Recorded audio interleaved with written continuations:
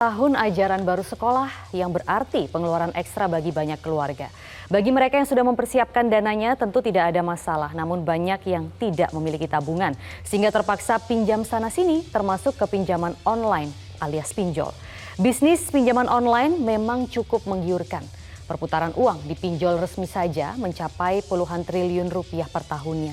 Belum termasuk pinjol gelap yang juga gencar mencari nasabah walau aparat rajin menutupnya. Cara meminjam yang mudah dan cepat menjadi alasan mengapa pinjol mudah menggait nasabah. Namun tidak sedikit yang gagal bayar dan akhirnya bunuh diri. Lantas bagaimana membenahi industri pinjaman online ini agar semakin sedikit masyarakat yang terjerat utang pinjol?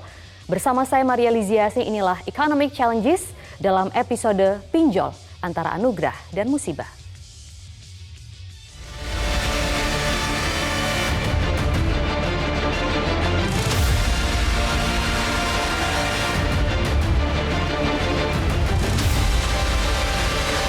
Per Mei 2023 mencatatkan pertumbuhan dengan outstanding pembiayaan tumbuh sebesar 28,11% year on year menjadi sebesar 51,46 triliun rupiah. Kalau Januari tahun ini ada 1.200 pengaduan, di bulan Juni ini terdapat hanya 275, jadi turunnya sangat signifikan dan terutama penurunan terbesar itu atas pengaduan pinjol ilegal.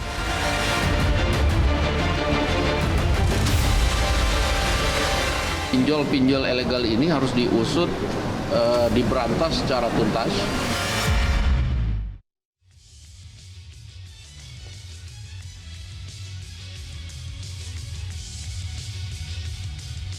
Pemirsa, saya akan langsung perkenalkan 4 orang narasumber yang sudah bergabung di studio bersama saya di sini. Ada Deputi Komisioner Pengawas Perilaku Pelaku Usaha Jasa Keuangan dan Pelindungan Konsumen OJK, Sarjito. Kemudian Sekjen Asosiasi Fintech Pendanaan Bersama Indonesia atau AFPI, Sunu Widiatmoko. Direktur Eksekutif Segara Institute, Peter Abdullah. Dan pendamping korban pinjol, Ahmad Junaidi. Selamat malam Bapak-Bapak. Selamat malam. Terima kasih atas waktunya di Economic Challenges. Mungkin yang pertama saya ingin menggali cerita dari Pak Junaidi terlebih dahulu sebagai pendamping dari para korban yang terjerat pinjol ini. Seberapa marak sebenarnya Pak kasus-kasus pinjol selama ini? Saat ini mulai marak lagi ya. Jadi kalau kemarin itu habis Pak Jokowi merintahkan, kemudian itu agak sepi sedikit. Nah ini sekarang udah mulai marak lagi. Memang benar tadi sampaikan ya, karena mungkin lagi musim sekolah atau mungkin menjadi lebih menguntungkan hari ini bisnis pinjol itu. Makanya kalau saya lihat kemarin sampai 51 triliun yang tercatat. Bahkan itu menurut saya gunung es. Yang tidak tercatat mungkin 3 atau 4 kali atau 5 kali lipat dari itu yang dikatakan ilegal itu ya. Mungkin seperti itu. Seberapa jauh kasusnya? Kasus yang paling marak atau yang paling menyedihkan misalnya? Banyak sih, yang bunuh diri juga ada ya, beberapa ya. Yang Bapak tangani begitu? Ada. Itu pinjol ilegal atau legal? Ilegal. Yang tapi legal? Kan sekarang legal pun rasa ilegal juga lah, sama. Maksudnya gimana tuh Pak? Terornya kan juga sama. Jadi terornya orang pinjol legal itu ya. Apa enggak diteror pinjol legal? Teror sama aja. Disebar data ya sama, dimaki-maki sama, kebun binatang juga ngikut sama aja. Jadi nggak ada perubahan selama ini yang Bapak sama. rasakan? Masih tetap. Masih tetap sama? Masih tetap. Bagaimana mungkin tanggapannya Pak Sarjito? Baik, jadi yang fenomena yang sangat ramai sebenarnya adalah yang ilegal. Ya. Jadi saya sampaikan tadi ke Pak Junaidi, kepada seluruh pemirsa Metro TV dan siapapun masyarakat luas, apabila ada bukti pinjol legal atau berizin dari OJK melakukan tindakan-tindakan yang tidak patut, melampaui batas, melanggar ketentuan perundang-undangan, maka laporkan kepada kami akan tindak. Tapi Pak Junaidi tadi mengatakan ada yang legal rasa ilegal, atau ilegal rasa legal gitu ya? Makanya Pak, bahkan gini, saya ada satu komunitas itu ya, jadi namanya Secret Finansial, karena YouTube saya itu Secret Finansial, itu ada komunitas di mana kita tiap hari mengedukasi para korban pinjol, dan pelaku dan korban itu beda-beda tipis lah. Kalau memang itu yang diminta, datanya apa tak kasihkan, karena hari ini terus terang dari kita itu buntu. Kita udah lapor Polres, polisi, Polda, Bareskrim, banyak, tidak ada yang direspon. OJK pun kalau mungkin memang butuh berapa pengaduan misalnya, oke Pak Jun 10.000 tak kasih. Baik, jadi ternyata yang legal pun juga banyak yang nakal. Pak Sono gimana? Ya, Kami dari asosiasi berkepentingan dalam perlindungan konsumen, kami melakukan apa yang harus kami lakukan untuk memastikan bahwa anggota kami itu taat azas terhadap code of conduct. Nah, kalau memang ada bukti sahih yang memang melanggar, tinggal disampaikan kepada kami, bisa juga melalui OJK, bisa langsung kepada kami, nanti kita akan tindak lanjuti. Sebetulnya OJK dan asosiasi sama, karena kita itu ingin sama-sama melindungi konsumen. Bukti apa sih sebenarnya yang dibutuhkan di sini kalau dari OJK dan misalnya? Kalau dari kami jelas Sekjen bukti rekam jejak digitalnya. Jadi kalau yang sering terjadi itu adalah jelas pinjaman ini KTP, kode pinjaman. Kemudian kalau seandainya ini terkait dengan penagihan, rekaman penagihannya. Itu kalau seandainya itu ada, itu cukup buat kami untuk melakukan penelusuran. Karena kita juga ada mekanisme di kita untuk melakukan penelusuran kepada anggota kita.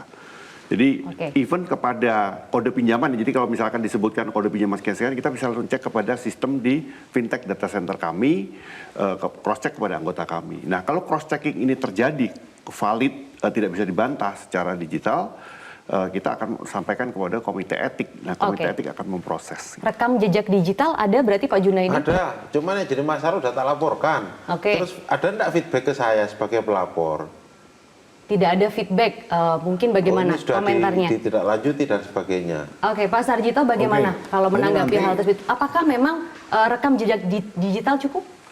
Saya kira tadi disampaikan Pak Sunu ya, nanti kita tunggu dari Mas Junaidi. Kalau ada bukti-bukti konkret dan kuat bahwa pinjol legal atau berizin dari OJK melakukan proses penagihan yang melanggar hukum, maka sampaikan ke kami dan kita akan melakukan pemeriksaan. Dan kalau terbukti, doktrinnya adalah strict liability, bahwa direksi, komisaris, pegawai POJK dan pihak ketiga yang bekerja untuk POJK, maka dia POJK wajib bertanggung jawab. Tapi kembali lagi harus bukti-buktinya strong. Nah, kalau yang illegal lain lagi ceritanya. Yang illegal kita sedang melakukan berbagai langkah metode pencegahan. Melalui kita akan panggil Meta, kita panggil Google, dan kita kerjasama erat dengan Kominfo dari sisi pencegahan. Agar supaya tidak ada lagi yang berterbangan di masyarakat yang bisa di pick up sehingga gampang orang melakukan pinjaman di illegal itu. Dan selain kita edukasi, kita di sisi penindakan juga dengan lahirnya Undang-Undang P2SK, kita akan melakukan penindakan yang lebih represif dan keras. Karena ancaman hukumannya juga sangat tinggi. Berarti baru akan ya Pak? Karena Undang-Undang P2SK kan baru lahir. Baru disahkan awal Januari ya sebenarnya, dan juga masih moratorium. Enggak moratorium. Udah jalan, bisa jalan. Oke. Ini menarik juga. Mungkin saya ingin minta tanggapan Pak Peter juga di sini. Pak Peter, evaluasi atau misalnya pengawasan begitu ya dari pinjaman online ini, apakah Bapak rasa sudah cukup mengedukasi masyarakat? Kalau edukasi, saya kira udah nggak habis-habisnya OJK melakukan itu. Ya, upaya keras, ya, upaya yang sangat luar biasa yang sudah dilakukan oleh OJK, dan juga tidak hanya OJK, ya, banyak pihak juga yang juga melakukan edukasi.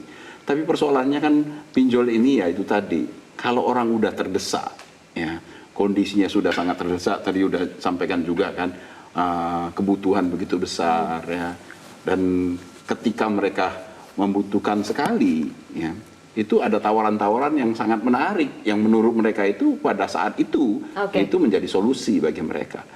Nah, ketika mereka sudah masuk dalam perangkap, karena kalau udah kondisi seperti itu, mereka udah nggak mikir lagi ini legal, ilegal, nggak ada lah ya. Mereka yang penting ini adalah solusi bagi mereka. Nah, ketika mereka sudah terperangkap, nah ini persoalannya adalah mereka tidak mampu untuk membayarnya kembali. Karena memang pertama, ya khususnya ini untuk yang ilegal itu memang perangkapnya luar biasa. Ya, karena begitu mereka masuk, itu kewajiban yang mereka harus bayarkan itu jauh berlipat-lipat. Bayar pokoknya aja mereka nggak mampu, apalagi harus mereka membayar bunganya yang begitu besar. Nah, ketika mereka udah kondisi seperti ini, ya, tanpa harus mereka dibombardir dengan tagihan-tagihan yang kadangkala itu bukan kadangkala lagi, seringkali itu dilakukan dengan sangat kasar, dengan sangat yang tidak manusiawi. Ya, tanpa mereka diberlakukan seperti itu pun mereka tuh sebenarnya udah pressure bagi mereka itu, stresnya mereka itu sudah luar biasa. Berarti upaya pencegahan seperti apa dong yang harus dilakukan khususnya misalnya sama OJK nantinya? Tapi mungkin boleh dijawab selepas jeda Pak, ditahan dulu jawabannya. Tetaplah bersama kami pemirsa hanya di Economic Challenges.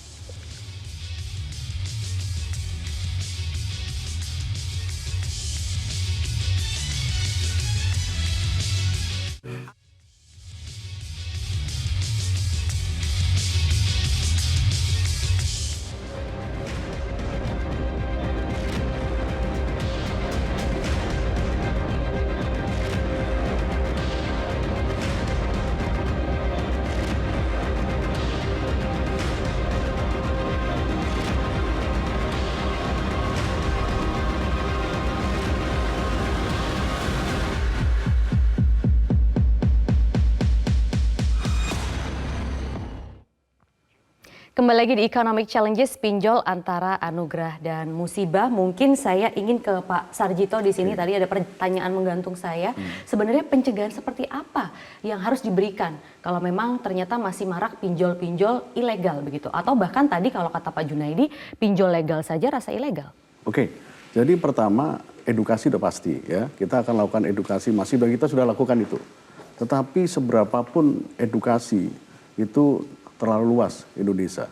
Yang kedua, bahwa kita akan pastikan bahwa penyedia-penyedia platform, misalnya kayak Google, Meta, dan sebagainya, kita akan kerja erat dengan mereka, kita akan meminta mereka untuk memastikan bahwa yang boleh masang iklan kayak begitu tuh hanya yang legal aja. Dan itu kita kerjasama dengan Kominfo dan sekarang sedang menunggu peraturan pemerintah yang sedang nunggu nanti dari pemerintah keluar yang akan memberikan sanksi yang lebih pasti. Oke. Ya, itu dari sisi pencegahan kan gitu. Dari sisi penanganan karena mereka bekerja di wilayah Republik Indonesia kepada warga negara Indonesia dan ada undang-undang PDOSK yang memberikan ancaman yang cukup signifikan, maka kita akan lakukan penindakan yang lebih represif, lebih keras dan kita sudah bekerja sama lewat Satgas. Baik. Dari Barreskrim, Polda Metro, dan seluruh Indonesia kita akan lakukan. Oke, kalau menurut OJK sendiri, apakah memang kalau syarat untuk mengaplikasikan pinjol itu begitu mudah begitu? Atau daftar untuk pinjol begitu mudah sampai banyak yang terjerat kasus ini? Mestinya kalau taat dengan ketentuan, baik Google, Meta, itu harus taat dengan peraturan Kominfo. Mestinya. Tetapi ini yang sedang kita benahi. Baik. Caranya yang terbaik seperti apa. Dan kita sudah memanggil mereka. Dan nanti akan kita panggil kembali, bekerja sama bagaimana caranya kita cegah supaya jangan ada lagi orang-orang yang ilegal pasang di tempat-tempat yang mudah diakses oleh masyarakat. Tapi memang selama ini yang dijual adalah seperti iming-iming cepat, bahkan iklannya itu ada 60 detik langsung daftar atau 1 hari langsung cair. Nah, Pak Sunu bagaimana komentarnya menanggapi hal ini?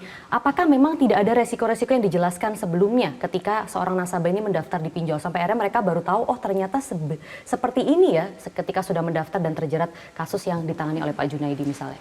Oke, jadi edukasi itu anggota kami yang berizin di OJK itu harus memenuhi ketentuan OJK. Dan juga harus memenuhi kode etik dari kami, di mana di website atau di aplikasi itu dijelaskan terms and condition, konsekuensi hak dan tanggung jawab itu dijelaskan. Nah, memang orang Indonesia ini kebanyakan kalau namanya terms and condition itu sering nggak dibaca, Mbak.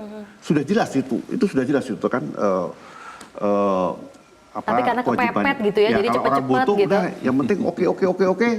Tulisannya banyak nih Mbak, di scroll aja dia set. Nah, terus dia padahal sudah dijelaskan. Sudah jelas.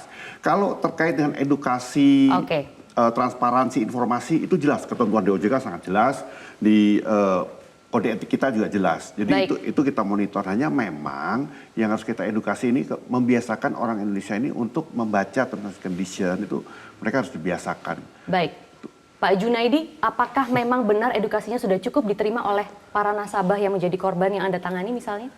Edukasinya aneh, dalam artian kayak gini loh. Gimana? Contoh lah, edukasi apa yang dimaksud? Contoh misalkan, oh kalau nanti tidak bayar akan ada teror, coba dikasih kayak gitu. Kalau sampai Anda tidak bayar maka akan diteror sampai ke sanak keluarga Anda, ke anak cucu, coba sampaikan kayak gitu. Tapi itu sekali lagi ilegal atau legal Pak? Yang legal. Karena di sini ada Pak Sunu cuma maunya yang hanya jelaskan yang legal kan. Yang ilegal mana ada yang membahas? Kan gitu. Hanya Pak OJK aja, Pak Sarjito yang mau membahas. Dan itu pun menurut saya absurd, nggak jelas. Jadi apa yang dibutuhkan dari para korban begitu? Sebagai Anda juga sebagai pendamping? Saya. Sudah, yang ilegal ambil satu, tangkepin, penjarain. Sampai sekarang saya tidak ketemu. Yang mendanain ilegal itu siapa? Tidak ada yang ditangkepin. Paling yang ditangkep DC. Oke. Pak, bagaimana ini tanggapannya Pak Sarjito? Absurd ternyata, tidak jelas begitu. Saya katakan, susah diusut. Ya, saya katakan Pak Junaidi ya, salah satu kita sudah kerja erat dengan Polda, bahkan hari ini sudah bekerja sama dengan Polda-Polda, agar kita akan pastikan bahwa kita akan terapkan Undang-Undang P2SK yang siapapun pinjol ilegal yang bekerja di wilayah Republik Indonesia kepada warga negara Indonesia, kita akan lakukan penindakan yang lebih represif. Seperti apa? Kita terapkan anggota Satgas kita, ada Bareskrim, ini penindaknya ya, ada JPU-nya, dari Kejaksaan. Kita akan mintakan apabila buktinya cukup, unsur-unsurnya jelas dan terbukti, maka agar dituntut sesuai dengan ketentuan Undang-Undang P2SK. Ditutup misalnya? Tidak hanya ditutup, tapi dihukum yang tadi Pak Junaidi jangan hanya debt kolektornya, tetapi penyedia yang ada di wilayah Indonesia. Sudah ada yang seperti itu kalau dari kasus-kasus sebelumnya? We will do it. Kita akan lakukan. Kemarin waktu zaman diperintahkan sama Presiden Jokowi, udah jalan, sepi makanya. Nah, makanya kita akan eskalasi lagi seperti itu. Oke, kalau peran AFPI bagaimana menanggapi hal ini? Ternyata pinjol-pinjol legal ini juga rasa-rasanya tidak mengedukasi yang baik begitu, rasa ilegal tadi. Gini, kalau kita kan menginginkan anggota kita taat azas, taat ketentuan. Itu idealnya? Ya, harus. Kalau ada yang tidak, ada yang melanggar, tadi disampaikan oleh banyak ternyata yang melanggar. Nah, kita minta laporannya Pak, kita minta disampaikan kepada kita, karena kita juga, karena gini, kalau kita lihat ya semangat dari adanya pinjaman online ini, pemerintah sudah bekerja keras dengan adanya 2 undang-undang, perlindungan data pribadi, kemudian P2SK, itu sudah sangat kuat untuk memperkuat industri ini. Nah, justru dengan penguatan ini, kita juga berharap bahwa kita yang ada di dalam, itu juga harus taat azas di dalam menjalankan kegiatan usaha. Nah, kita justru ingin koreksi dari masyarakat, kalau memang kita merasa sudah melakukan yang terbaik misalkan, oh ternyata menurut masyarakat yang terbaik nggak baik. Nah, kita butuh koreksi itu. Kalau memang sudah diterima laporannya oleh AFPI, sampai sejauh mana AFPI bisa mengawal? Jadi gini, kalau di kita setiap ada kasus itu, ada pelaporan, itu akan dilakukan verifikasi, dan apabila case-nya itu real, benar, terbukti, itu akan ditangani oleh komite etik. Nah, komite etik itu bukan dari pengurus, bukan pelaku. Komite etik kita itu isinya lawyer-lawyer independen. Mereka yang mengambil keputusan, mereka yang memberi keputusan dan sanksi. Jadi mekanisme itu sampai sekarang berlaku. Nah, kalau dari Pak Junaidi memang ada case yang kuat terkait dengan anggota kami yang legal, disampaikan kepada kami, toh nanti komunikasinya nanti juga dengan komite etik yang dari background lawyer juga.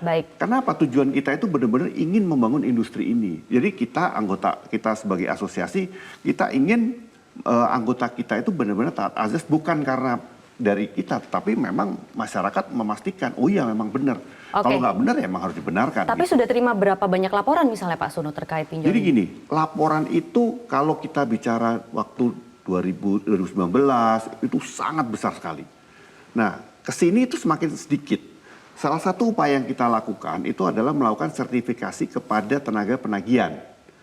Harus tersertifikasi. Nah, kalau seandainya kita sudah melakukan itu, terus masih ada yang bandel, nah itu yang kita butuh laporan. Pak, ternyata sudah tersertifikasi, masih ada yang nakal. Loh, kita pengen tahu, loh kok bisa nakal, kenapa? Apa yang salah? Nah, itu buka koreksi masukan buat kami untuk memperbaiki sistem kita. Gitu.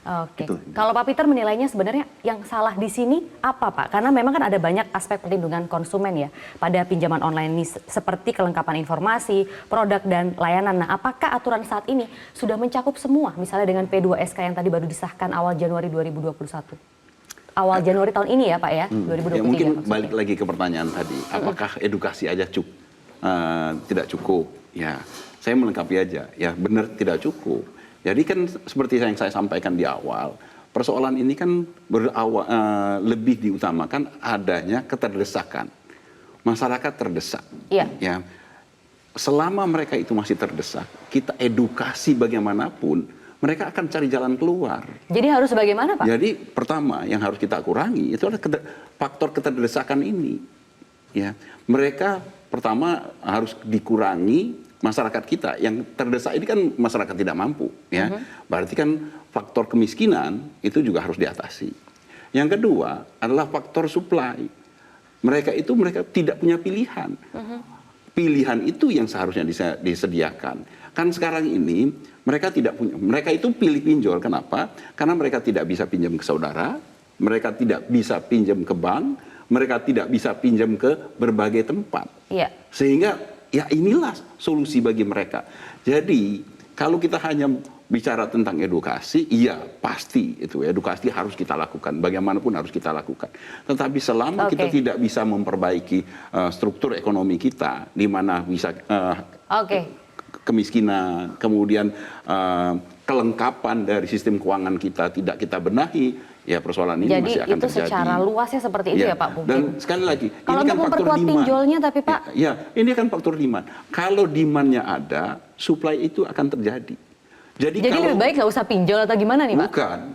Selama masyarakat itu masih begitu banyak yang membutuhkan pinjol, maka pinjol ilegal itu akan tetap eksis. Dan kita tahu kan, pinjol ilegal ini kan sebenarnya adalah bentuk baru dari lintah darat. Ya. Lintah darat itu dari zaman dulu udah ada. Kalau pinjol ilegal memang kita semua sepakat harus ditertibkan ya, harus ditindak. Kalau yang legal ini, yang ternyata tadi masih rasa ilegal itu, penguatannya kan seperti apa? Misalnya? Kan ini kan masih simpang siur ini. Saya tidak bisa mengatakan Pak Junaidi benar. Ya. Harus ada bukti-bukti dan data-datanya. Saya sependapat dengan Pak Sunu, ya, karena kalaupun ada, itu harus kita buktikan dahulu, ya. Karena gini, ya, balik lagi apa yang saya sampaikan tadi. Kalau kita udah punya utang, Mbak, orang baru ngetok pintu, kita sudah serasa diteror. Iya. Ya benar kan? Jadi harus dibuktikan dulu, benar nggak itu penerorannya itu benar-benar melewati batas-batas kode etiknya. Benar nggak Pak Junaidi? Benar nggak itu memang bisa dibuktikan bahwa itu adalah pinjol legal yang nakal? Bisa. Minta bukti seperti apa?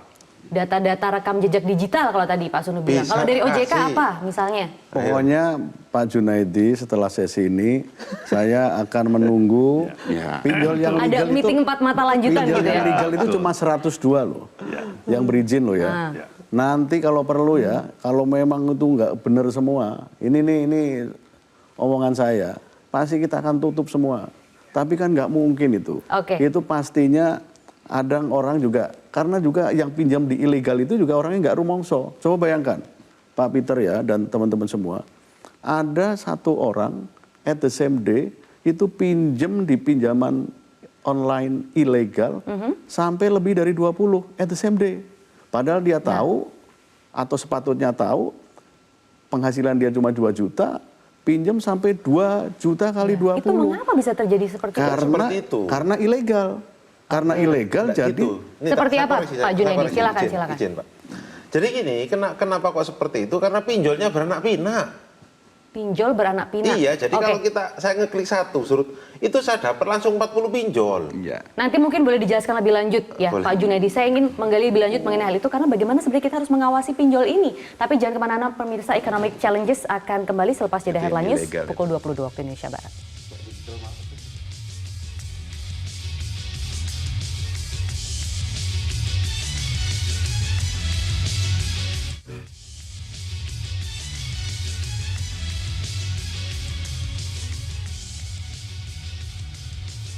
Masih di Economic Challenges, pinjol antara anugerah dan musibah. Langsung kembali ke Pak Junaidi. Pak Junaidi tadi boleh dijabarkan lebih lanjut maksudnya bagaimana jadi daftar satu pinjol, kemudian beranak ada pinjol-pinjol lain. Silakan Pak. Jadi gini, memang di dunia pinjol itu banyak fenomena yang menarik. Contoh kayak pinjol beranak, kemudian joki pinjol. Kan banyak itu ya. Kita jelas satu misalkan tentang joki pinjol yang beranak. Contoh saya apply satu pinjol. Begitu di-approve, dapatnya tidak satu pinjol, tetapi saya dapat contoh saya aplikasi satu pinjol senilai 1 juta. Dapatnya kan sekitar 700.000. Nah masuk ke rekening saya 700.000, tapi tidak 700.000. Ada saya dapat lagi 10 yang lain. Jadi 10 pinjol yang lain juga mentransfer saya senilai Rp700. Padahal itu sudah daftar di pinjol yang misalnya satu. Legal begitu ya? Nah legal satu. yang 10 ilegal. Itu bisa terjadi memang Pak Sarjito seperti itu? Harusnya nggak bisa. Jadi harusnya kalau memang itu legal, prosedurnya juga udah jelas. Jadi makanya kalau memang ada yang seperti itu fenomena ekstrim nih kalau ada nih. Kalau legal ternyata punya anak-anak jin-jin yang ilegal itu, kita akan sanksi berat itu. Caranya Pasti. bagaimana untuk menyangsi mereka secara berat? Makanya yang seperti Pak Junaido itu harus dibuktikan ke kami. Jadi kalau memang ada yang legal beranak jin yang ilegal ini, kita akan lakukan penindakan. Karena baik yang legal maupun illegal itu ada deliknya sekarang. Jadi kalau dulu belum ada aturannya bahwa yang illegal itu tidak ada criminal provisionnya, tidak ada deliknya. Sekarang ada deliknya. Dan ancamannya makanya kita ingin bekerja sama dengan penegak hukum agar supaya pinjol baik legal maupun illegal terutama ini itu benar-benar ditindak yang dituntut, hukumannya juga cukup berat dan juga hukuman denda finansialnya sampai 1 triliun. Selama ini misalnya pelanggaran dari yang legal itu apa saja sih Pak? Kalau pelanggaran ilegal memang laporan ke kami perilaku debt collector segala semacam itu. Tapi jadi belum dengar yang seperti ini ya? Iya, makanya kalau yang ada yang beranak itu nanti Pak Junaidi kita tunggu datanya dan kita akan tindak itu. Kalau sekarang kan banyak itu di live sekarang jadi live di beberapa medsos itu tentang joki pinjol dan itu kebanyakan legal loh. Oh ya? Itu bisa dibuktikan ada izinnya begitu? Kita buka salah satu aplikasi yang lagi ngetren itu ya, buka aja kan itu ada kalau yang lagi live itu ya. Joki menyediakan joki. Dan itu saya yakin 80% pasti legal. Maksudnya joki itu seperti apa Pak? Joki gini, contoh nih, saya udah minjol. Data saya sudah berhenti minjol, data saya dipakai. Dah kalau mau menyelesaikan Pak Jun pinjolnya, saya tak bantu menyelesaikan. Nah, KTP saya diminta misalkan oleh Pak Sunu misalkan, nah Pak Sunu dipakai lah pinjol. Dan itu banyak kasus-kasus seperti itu, pinjol beranak, joki pinjol, banyak. Live sekarang yang nawarin. Ada berapa kasus yang Bapak terima? Waduh, ribuan. Ribuan, Pak Sunu bagaimana ini? Itu memang data kita tuh bisa diperjualbelikan begitu ya? Atau bagaimana semudah itu? Karena memang ini transaksinya digital begitu. Dan kita memasukkan KTP, identitas dan lain sebagainya. Jadi pinjol-pinjol lain bisa mengetahui. Nah, saya kurang jelas nih maksudnya joki itu apakah meminjamkan informasi data pribadi kepada orang lain untuk imbalan jasa atau seperti apa?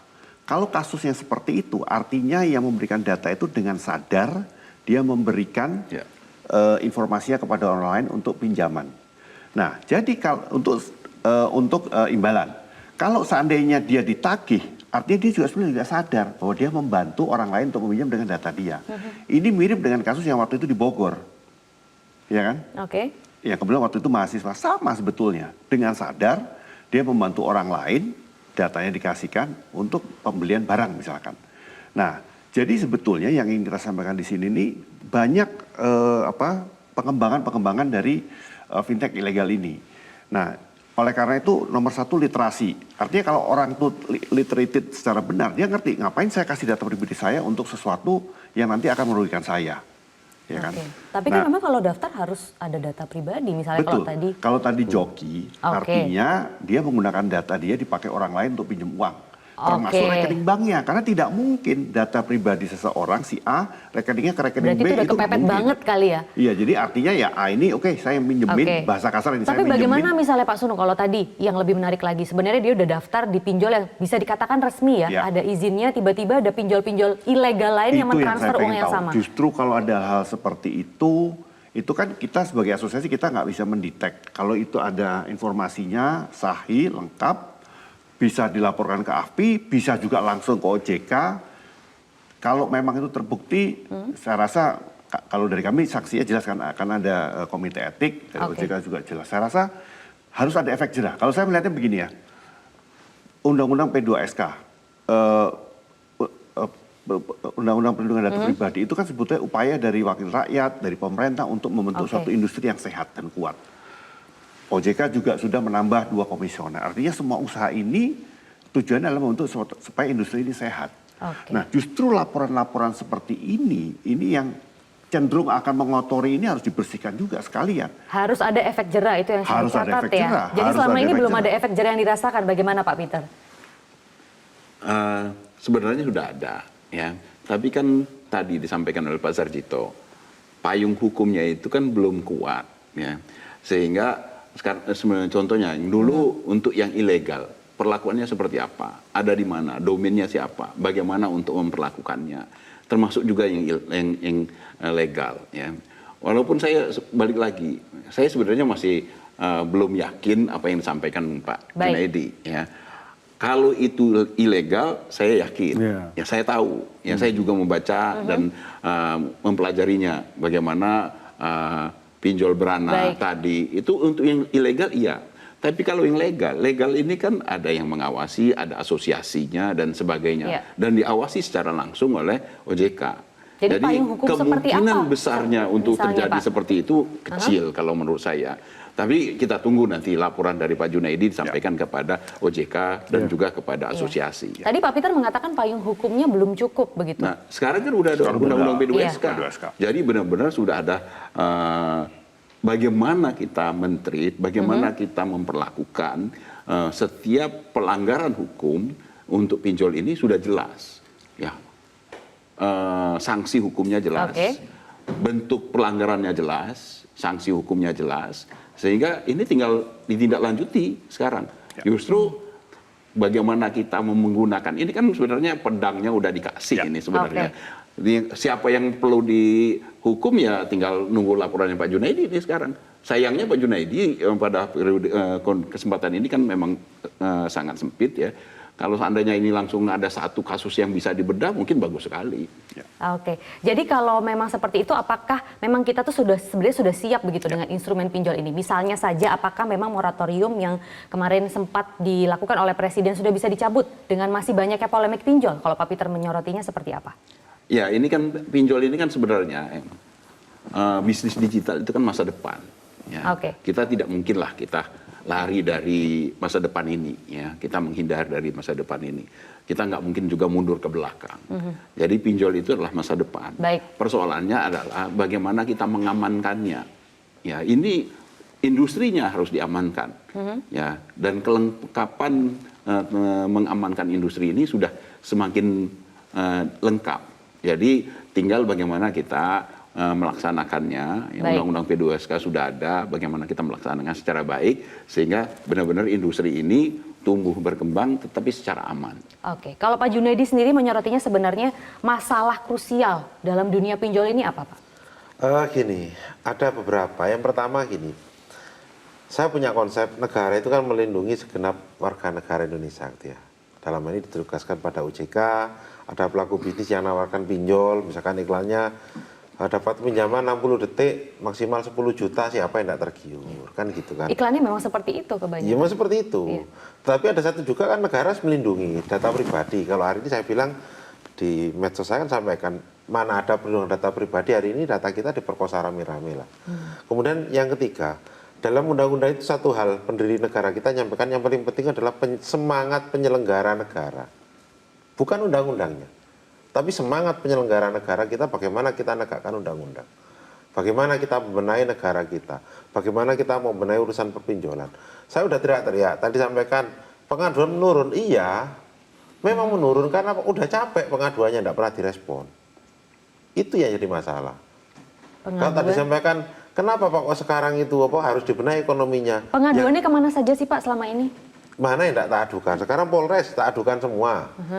Kalau orang repot-repot tak suruh bikin pengaduan ke Polres, pengaduannya kasihkan ke DC, teriak-teriak. Tak kasihkan ke OJK udah capek sudah ke OJK, karena tidak pernah ada respon. Oke, kalau dari lembaga hukum sendiri selama ini hubungan kerja sama OJK-nya bagaimana? Sangat baik. Jadi makanya kalau satu-satu melaporkan ke Polres mungkin rugi cuma 2 juta, kan tetap disidik dengan prosedur yang sama. Kalau misalnya mau diperkarakan. Nah ini yang disampaikan oleh Pak Junaidi, kok saya yakin ini, bahwa itu yang illegal itu. Yang tidak berizin dari OJK. Makanya saya sampaikan ini di forum yang terbuka ini, kalau ada perilaku ya anggotanya Mas Sunu dan semuanya ini, perilaku pinjol yang berizin dari OJK, berperilaku dan bertindak dengan bikin seperti anak-anak jin tadi itu, kita akan tindak dengan keras. Saya yakin kita akan cabut izinnya itu. Ya kan, tidak hanya masalah sanksi-sanksi peringatan lagi, karena itu tidak sesuai dengan ketentuan perundang-undangan yang berlaku.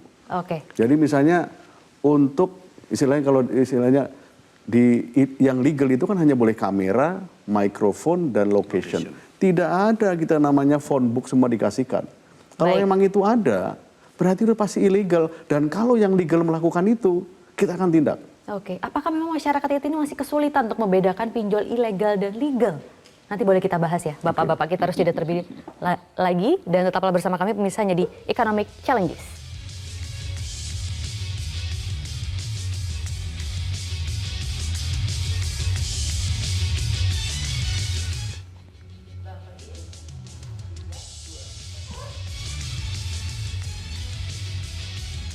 Terima kasih Anda masih di Economic Challenges, dan di kesempatan terakhir ini mungkin saya ingin memberikan kesempatan ya bagaimana sebenarnya kita untuk menguatkan literasi masyarakat begitu agar bisnis fintech bisa tetap tumbuh tapi masyarakat kita juga teredukasi dengan baik dan bisa membedakan ini yang benar, ini yang tidak. Pak Sunu? Kalau saya meminta masyarakat hanya meminjam kepada fintech yang legal, baca ketentuan yang ada, dan kalau meminjam bayarlah tepat waktu. Itu saja dari saya. Oke, itu mengapa masyarakat masih sulit membedakan atau memang mereka tidak tahu atau bagaimana sih kalau Pak Sarjito melihatnya masyarakat kita tuh masih sulit membedakan pinjol legal dan ilegal tidak Pak? Mungkin iya ya karena masyarakat kita kan luas sekali kan dan kita sebenarnya kalau yang berizin dari OJK kan clear. Tinggal dicek di OJK, telepon 157 atau di WA 081 157 157 157, kita pasti jawab, pasti kita jawab. Itu legal atau berizin atau tidak. Nah, masalahnya masyarakat selain tadi faktor literasi, juga masalah ekonomi, juga tidak rumongso juga. Udah tahu itu ilegal tetap aja pinjam. Makanya kita harus mampu menahan diri. Karena kalau udah berhutang harus dibayar. Dan kalau berhutang di yang legal atau berizin dari OJK, baca kontraknya dan patuhi supaya nggak ketemu debt collector. Oke. Selesai. Kedepannya strategi OJK nantinya akan seperti apa untuk bisa memastikan masyarakat teredukasi dan bisnis fintech tetap tumbuh? Kita pastikan kita akan kerjasama sama Google, sama Meta dan Kominfo agar bersama-sama kita cegah supaya tidak ada iklan pinjol yang ilegal di masyarakat. Satu. Yang kedua, jika ia ada bukti bahwa melakukan pelanggaran di wilayah Republik Indonesia kepada warga negara Indonesia karena sudah ada deliknya, baik di Undang-Undang P2SK maupun di Undang-Undang Pelindungan Data Pribadi, kita akan bekerja sama dengan penegak hukum untuk ditindak secara lebih represif lagi. Itu aja. Oke, itu tadi strategi yang akan dilakukan oleh OJK. Bagaimana Pak Junedi menanggapinya? Apakah memang kiranya cukup dari kasus-kasus korban pinjol yang Anda alami? Yang paling penting itu menurut saya bagaimana bisa aturan-aturan itu bisa tegak. Karena begini, apapun aturannya yang dibuat, kalau orang-orang yang menegakkan sudah ada semangat, hancur. Dan yang terdampak di sini kan masyarakat. Saya pun sama, saya berusaha mengedukasi. Berapa tahun saya teriak-teriak di berbagai medsos saya untuk tidak pinjam dipinjol bahkan, tidak pinjam dipinjol bahkan ya. Bukan hanya di situ legal atau ilegal lagi, tidak pinjam dipinjol. Tetapi buktinya sampai sekarang pun masih tiap hari mengalir masuk ke komunitas saya para korban pinjol, di mana kita dan teman-teman untuk berusaha mengedukasi. Seperti itu sih. Oke. Dan Pak Peter mungkin bagaimana juga tanggapannya? Karena memang pinjol ini di satu sisi juga membantu ya. UMKM kita terbantu banyak sekali dengan pinjol ini. Tapi di sisi lain ini juga banyak merugikan masyarakat-masyarakat yang mungkin pemahaman literasinya tidak sebaik masyarakat-masyarakat lain pada umumnya. Silahkan Pak. Ya, seperti saya sampaikan tadi ya, persoalannya kan memang masyarakat kita membutuhkan pinjol itu. Tapi agar supaya tidak terjadi pinjol-pinjol yang ilegal seperti ini, yang harus kita usahakan juga adalah kita memberikan alternatif agar supaya masyarakat itu tidak terdesak, tidak terpaksa untuk dia pinjam ke pinjol ilegal. Dan untuk itu sebenarnya masyarakat kita ini kan masyarakat yang sangat berjiwa sosial. Ya. Bantuan-bantuan dari masyarakat itu banyak sebenarnya. Nah ini yang harus kita jembatani. Bagaimana masyarakat itu bisa membantu mereka yang memang terdesak. Yang terdesak tidak harus ke pinjol. Nah itu yang mungkin salah satu solusi juga. Di samping kita melakukan edukasi, meningkatkan literasi. Tetapi di sisi lain juga kita memang menyediakan juga alternatif-alternatif agar supaya masyarakat yang terdesak itu tidak harus beralih ke pinjol. Oke, jadi pinjol, anugerah atau musibah? penilaiannya mungkin? Anugerah. Anugerah. Harus kita bikin Anugerah. Harus optimis anugerah ya. Harus. Kita Harus. akan bersama-sama bawa ke sana. Ya. Baik, terima kasih Bapak-bapak sudah bergabung di Economic Challenges. Ada Pak Sarjito, Deputi Komisioner Pengawas Perilaku Pelaku Usaha Jasa Keuangan dan Perlindungan Konsumen OJK. Kemudian Pak Peter Abdullah, Direktur Eksekutif Segara Institute. Pak Sunu Widiatmoko, Sekjen Asosiasi Fintech Pendanaan Bersama Indonesia. Dan Ahmad Junaidi, pendamping korban pinjol. Terima kasih atas waktunya dan semoga diskusi ini bermanfaat pemirsa. Saya Maria Liziasni, Anda menyaksikan Economic Challenges. Sampai jumpa.